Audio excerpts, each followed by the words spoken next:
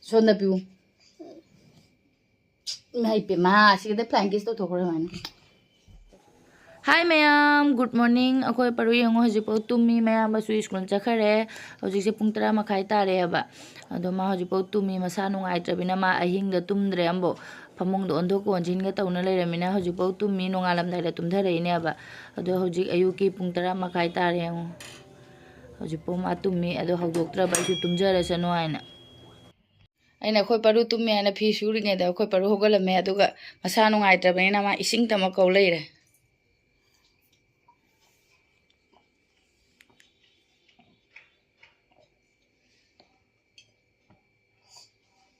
Darba. Obo. Obo ne. Hi Rona. Hi. Masakit yung masa nungai tramina. Kaya nungai ba na? Tao tabi yung ang laway tao happy.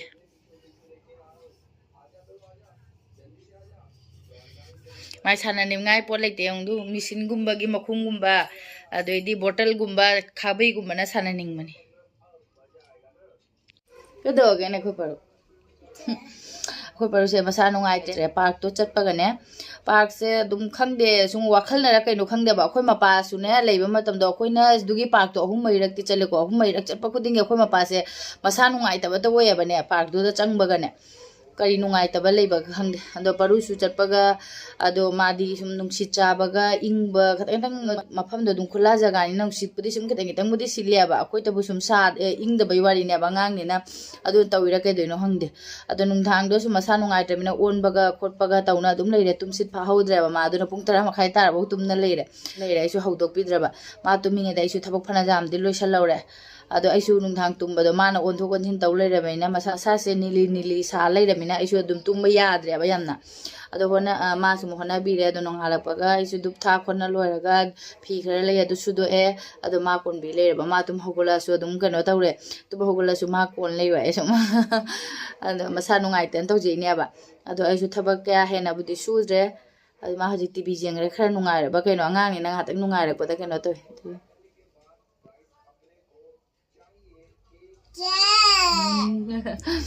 ado ma haji khara nungai nge da aisu thabak keno to gen asidi khara ing mu dumai to nongsa sara su khara ing ne ba ado ina handagi jira do numi humni phawra bauna dum kem laude ado haji keno tawrage ngauthurage nungsa matik chana phangdra mina dum khang da oina kabo ngauthoga ta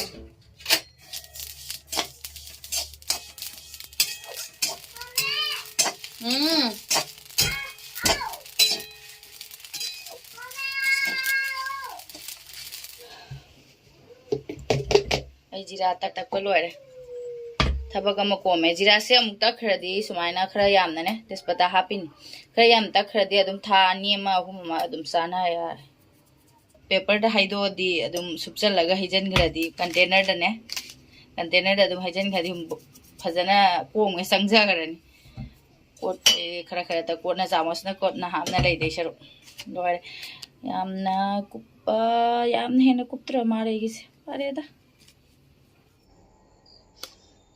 amuk masa nungai re khoi paru se aisu nungai ta bana loire boy se ngasai jira tak pa loire ga ne khoi paru se amuk masa nungai te hikka le ba adum phamung se do on thok ko jin ga tore ma nungai ta ja ne ado ko laga aisu hippi re aisu hippe aisu nungai re tre ba ko se chili tore ang park to nu se cha ba na tawri ni khangne ba masa nungai te ba aina khichi thong gen taw ba khichi ga thong de hawai ga loi ting na le ba ama ngau ge na taw ba adu ga thong de cha kai cha yang khoi paru yang lo cái trái nọ thì ngoài cái ada cái chi thong cái tàu ba thong rồi sao nungai man thân này ai suy hippe ba adu ga khoi abu sonu ngui skun dagi di lak tro ba adu di alu chaka me adu banung da alu ma hapchan gare adu ga ma gi tama sok tawra ga pijare ene baru chaga dra baru khara mo ene pijara ga taw ba baru su chaw ya dre adu khara ilama othok de to ba adu di pijadre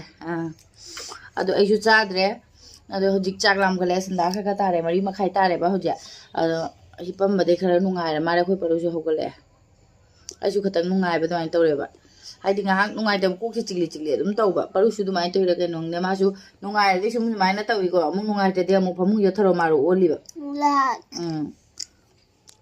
aisu paru da kai chani hai ba kaju chani hai do de no tawba an cha khatang thakchira tawba du tha do ni du tha do ga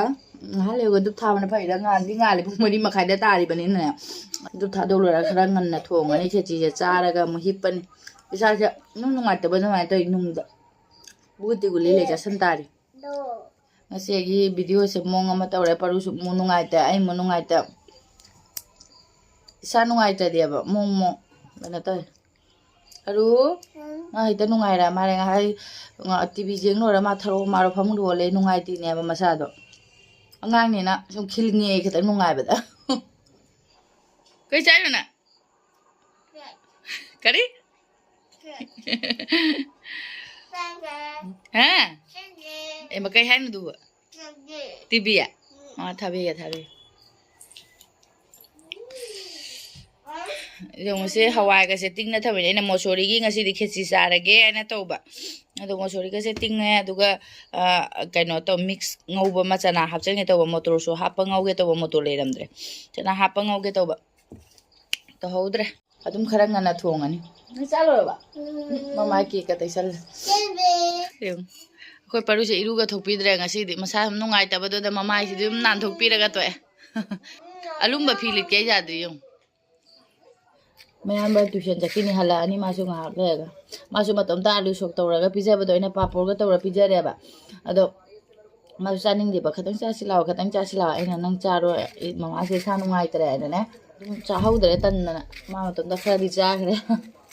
sam go loi napsan gra mare duk tha ba loi re mayam ai cha the ko loi re duga isani pa so dum cha thei manung da la ba asu yoni ni masa khara nungai ra mare ado khoi cha thei nga dum chan pa han jula e ma su cha thak ma khop ta bo lo re aduga ma ha ju homework bi re ne school dagi tuition dagi tawre ado ai su duk tha ba lo re hojik se hojik sanda mangam khai hele ba ado ngasi gi video thangal ba matam yore ado hojik thangalani aduga kanagi comment lak pa hana lak pa ing halake ko mayam da se dum ado mai se taru bagi iru thu ai ka bu sum sanda da di iru thok da di nungai te ba ne iru thok bai di lang tha matam di phajane iru thok to ba ado hojik di kha ing mena khwang su na ba du ga ne mai mi ka sek na tam do ga du tha do e mai ta tho u ba sina chere laure mai da ka im ga tai dri ado hojik se matam sai thangal pa matam yora ba dun thangal ge to ngarang gi di video khara theng ngare aina park ta gi hala ga thangal pa ina ne khara theng ngare ba hojik mai se kainam de taisan ge ado taisan la ga ai video thangalani ado comment hana kana la ka to myam su mi yeng mi na si ko ai du mi ngal la ka ba comment han ba la ko do kana gi we ge du yeng mi na se ba ai sum glycerin de sele ato patai ra dine hekta mane okoi gi marik thungya ba aduna glycerin ga gulab jal ga milira ga dum tai ra mix tawraga ana mai se langa ba lang jara sanu to ma'am video थांगा खरे mobile अमा लौरिने दा cut लोग ओइ लेरम minute 9 वाले अदुगा ma'am दा notification लाने अदुगा मैम ने यंगबिरो हेगी वीडियो से ngasi di haira dum yeng mana han grane aba dubude ngasi tawri video sina mo heng laktinina public oi gre ahanba comment ma'am आई थांगत की बगा अहानबा कमेंट से मानसी सिंहा मासे तुकोगी वे मारे अदो इदि चे अनुगी अनि खक लेरे अदो अहानबदा मोय अनि की कमेंट लाए हयेंग से अनु असे हयेंग वीडियो द लाक्तोइनी मैम अदुम मथंग कमेंट आईडी अदुम रेगुलर येंगबदुदी अदुम कमेंट लाइएबा को कमेंट लाइएबा अदो कमेंट सिंग दुगी answer ngahak pire sono mu ngahak like tambibagi yengine ba aduma school gi ga tuition gi ga homework le aduna aduma iri aduma parudi tv yengi manungaina aduga aisu ngahak le ga sak thongoni adu sanda tara ga ngasi di khara bu nungai re ngatang hikta buduna toira keno khangde ba kok chili torom da pha khare aduga ne ana ji pham na khaliba se isani pa gi bag ne ba se isani pa bag se ꯉꯥꯏꯍꯥꯛꯇꯤ ꯉꯜꯂꯕꯅꯤꯅ ꯆꯥꯛ ꯊꯣꯡꯒꯗꯕ ꯈꯤꯇꯪꯕꯨꯗꯤ ꯉꯜꯂꯦꯕ ꯑꯗꯨꯅ ꯄꯨꯡ 8 ꯇꯥꯔꯛꯑꯒ ꯑꯩꯈꯣꯏꯒꯤꯗꯤ ꯅꯨꯡꯇꯤꯒꯤ ꯇꯥꯏꯃꯤꯡꯁꯦ ꯑꯩꯈꯣꯏ ꯆꯥꯛ ꯊꯣꯡꯕꯁꯦ 9 ꯃꯈꯥꯏ ꯑꯗꯨꯃꯥꯏꯅ ꯊꯣꯡꯉꯦꯕ ꯑꯗꯣ ꯉꯁꯤꯗꯤ ꯑꯗꯨꯝ ꯈꯔ ꯉꯟꯅꯕꯨꯗꯤ ꯊꯣꯡꯉꯅꯤ ꯈꯦꯆꯤꯁꯦ ꯑꯗꯨꯒ ꯑꯁꯤꯁꯦ ꯉꯥꯏꯍꯥꯛꯇꯪꯗꯤ ꯉꯜꯂꯤꯕꯅꯤ나 ꯑꯗꯣ ꯑꯩꯅ ꯈꯜꯂꯤꯕ ꯏꯆꯥꯅꯤꯄꯥ ꯁꯤ ꯕꯦꯒꯁꯦ ꯁꯤꯖꯤꯟꯅꯗ꯭ꯔꯦꯕ ꯂꯣꯏꯅ ꯆꯦꯟꯒꯗꯤ ꯂꯣꯏꯅ ꯐꯩ ꯑꯗꯨꯒꯅꯦ ꯑꯩꯈꯣꯏꯒꯤ ꯃꯈꯥꯗ ꯑꯁꯨꯝ ꯕꯦꯒꯁꯦ ꯁꯤ ꯁꯨꯃꯥꯏꯅ ꯁꯤꯗ ꯁꯤꯂꯥꯏ ꯄꯣꯛꯈꯥꯏꯕꯁꯤꯅꯦꯕ ꯈꯥꯏꯕꯒꯤꯅꯦꯕ ꯑꯗꯣ ꯃꯥ ꯍꯧꯖꯤꯛ ꯑꯍꯟꯕ ꯑꯃ ꯄꯨꯅꯔꯦ ꯑꯗꯣ ꯆꯦꯟꯁꯤꯡꯁꯤꯗꯤ ꯂꯣꯏꯅ ꯐꯕꯅꯤꯅꯅꯦ ꯑꯩꯅ ꯆꯦꯟꯁꯤꯡꯁꯦ ꯂꯧꯊꯣꯛꯀꯦ ꯇꯧꯏꯕ ꯑꯗꯨꯝ ꯀꯟꯖꯨꯁ ꯃꯥꯟꯗꯔꯥ ꯑꯗꯣ ꯑꯩꯅ ꯑꯗꯨꯝ ꯁꯤ ꯆꯦꯟꯁꯦ ꯐꯩꯌꯦꯕ ꯌꯥꯝꯅ ꯑꯗꯨꯅ ꯑꯗꯨꯝ ꯂꯧꯊꯣꯛ ꯊꯝꯃꯗꯤ ꯍꯌꯦꯡ ꯑꯁꯨꯝ ꯕꯦꯒꯀ ꯑꯩꯅ ꯃꯆꯥ ꯃꯁꯨ ꯑꯗꯨꯝ ꯇꯨꯅꯤꯡꯕ ꯂꯩꯅꯀꯣ ꯕꯦꯒꯁꯦ ꯂꯩꯕ ꯉꯝꯗꯕ ꯅꯠꯇꯕ ꯑꯗꯨꯝ ꯑꯩꯅ ꯇꯨꯖꯔꯒ ꯑꯗꯨꯝ ꯋꯥꯈꯜ ꯅꯨꯡꯉꯥꯏꯕꯗꯣ ꯑꯗꯨꯒꯨꯝꯕꯗꯨꯅꯦꯕ ꯑꯗꯣ ꯑꯩꯅ ꯑꯗꯨꯝ ꯐꯤꯒ ꯂꯩ ꯃꯇꯝꯗ ꯇꯨꯕ ꯃꯇꯝꯗ ꯁꯤ ꯆꯦꯟꯁꯤꯡꯁꯦ ꯍꯥꯞꯄꯁꯨ ꯕꯦꯒ ꯃꯆꯥ ꯃꯁꯨ ꯑꯗꯨꯝ ꯁꯤꯗꯒꯤ ꯄꯨꯊꯣꯛ ꯄꯨꯁꯤꯟ ꯑꯗꯨꯝ ꯅꯨꯡꯉꯥꯏꯅꯀꯣ ꯆꯦꯟꯁꯦ ꯄꯥꯟꯁꯤꯜꯂꯗꯤ ꯑꯩꯅ ꯁꯤ ꯆꯦꯟꯁꯦ ꯂꯧꯊꯣꯛꯀꯦ ꯇꯧꯕ ꯑꯗꯣ ꯃꯃꯥꯡꯒꯤ ꯕꯦꯒꯀꯤꯁꯨ ꯑꯩ ꯑꯗꯨꯝ ꯂꯧꯊꯣꯛꯈꯤꯑꯕ ꯑꯗꯨꯃꯥꯏꯅ ꯁꯨꯝ ꯂꯩ ꯑꯗꯣ ꯑꯁꯤꯁꯨ ꯂꯧꯊꯣꯛꯑꯒꯦ ꯆꯦꯟꯁꯤꯡꯁꯦ ꯐꯩꯌꯦꯕ ꯐꯖꯅ ꯑꯗꯣ ꯆꯦꯟꯁꯦ ꯂꯧꯊꯣꯛꯑꯒ ꯑꯩ ꯀꯩꯅꯣ ꯕꯦꯒꯁꯤꯗꯤ ꯂꯪꯆꯦꯠꯈ꯭ꯔꯅꯤ ꯕꯦꯒꯀꯤ ꯄꯣꯁꯃꯣꯔꯇꯦꯝ ꯂꯣꯏꯔꯦ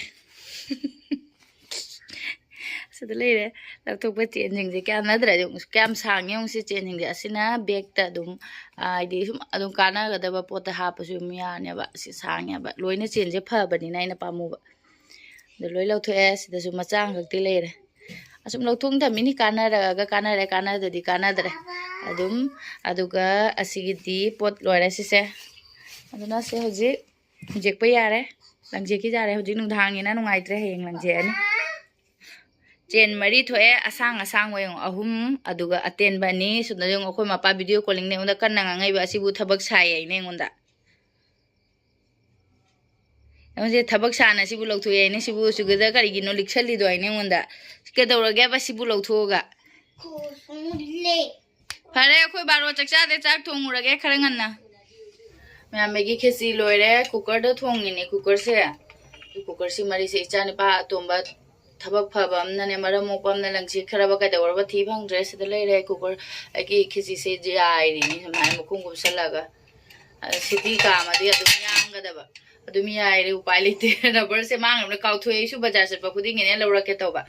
ꯑꯗꯣ ꯁꯤꯗꯅ ꯑꯩꯒꯤ ꯁꯤꯁꯦ ꯀꯥꯡꯉꯧ ꯉꯧꯗꯣꯏꯅꯤ ꯎꯔꯤꯅꯦ ꯆꯅꯥꯅꯦ ꯎꯔꯤ ꯆꯅꯥ ꯃꯅꯥ ꯇꯥꯕꯤ ꯀꯣꯕꯤ ꯈꯥꯃꯦꯟ ꯈꯤꯇꯪ ꯍꯥꯞꯆꯜꯂꯦ ꯑꯗꯨꯒ ꯑꯗꯨꯝ ꯉꯧꯔꯅꯤ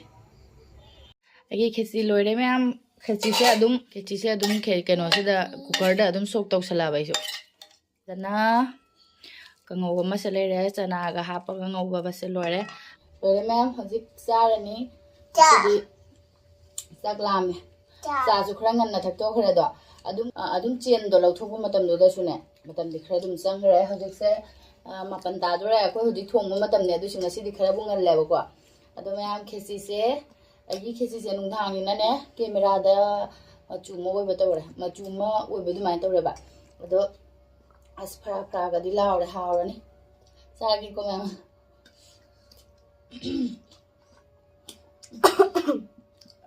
ꯌꯥꯝ ꯍꯥꯎꯔꯦ ꯀꯥꯡꯉꯧꯒꯁꯦ ꯆꯅꯥ ꯆꯥꯎꯗꯤ ꯍꯥꯎꯔꯦ ꯑꯩꯗꯤ ꯍꯧꯖꯤꯛ ꯈꯟꯗꯣꯔꯛꯑꯅꯤ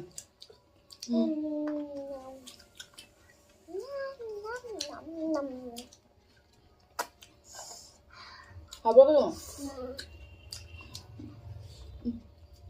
하버려.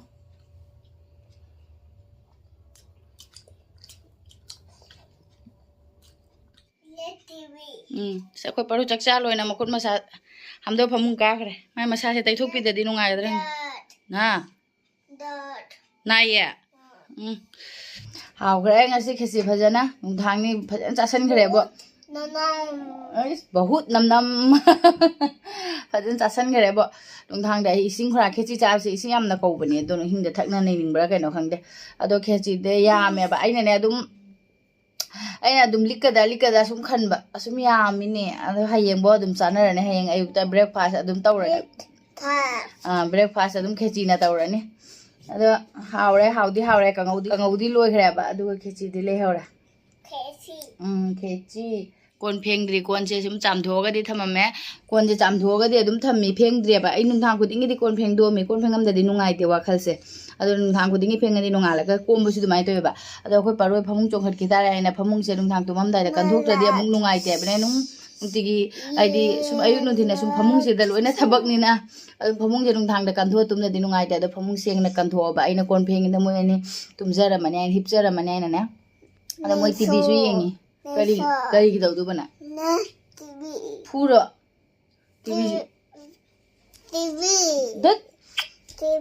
ꯇꯤꯚꯤ ꯌꯦꯡꯉꯣ ꯍꯧꯖꯤꯛ ꯇꯨꯝꯃꯣ ꯍꯌꯦꯡ ꯇꯨꯝꯗꯣꯏꯅꯤ ꯅꯩ ꯑꯗꯨ ꯃꯌꯥꯝ ꯉꯁꯤꯒꯤꯗꯤ ꯚꯤꯗꯤꯑꯣꯁꯦ ꯃꯇꯥꯡꯁꯤꯗ ꯂꯣꯏꯁꯤꯟꯖꯔꯒꯦ ꯃꯊꯪꯒꯤ ꯚꯤꯗꯤꯑꯣꯗ ꯑꯃꯨꯛ ꯊꯦꯡꯅꯔꯁꯤ ꯑꯗꯨ ꯃꯌꯥꯝ ꯚꯤꯗꯤꯑꯣꯁꯦ ꯅꯨꯡꯉꯥꯏꯕꯤꯔꯒꯗꯤ ꯂꯥꯏꯛ ꯁꯕꯁꯀ꯭राꯏꯕ ꯇꯧꯕꯤꯔꯝꯃꯣ ꯃꯌꯥꯝ ꯕꯥꯏ ꯒꯨꯗ ꯅꯥꯏꯠ ꯁꯣꯝꯗ ꯄꯤꯌꯨ ꯏꯃꯥ ꯏꯄꯦꯝꯃ ꯁꯤꯒꯤꯗ ꯐ꯭ꯂꯥꯏꯡ ꯀꯤꯁ ꯇꯧꯊꯣꯛꯈ꯭ꯔꯣ ꯁꯨꯃꯥꯏꯅ ꯇꯧꯊꯣꯛꯈ꯭ꯔꯣ ꯕꯥ ꯏꯁꯨ ꯏꯀꯥꯏ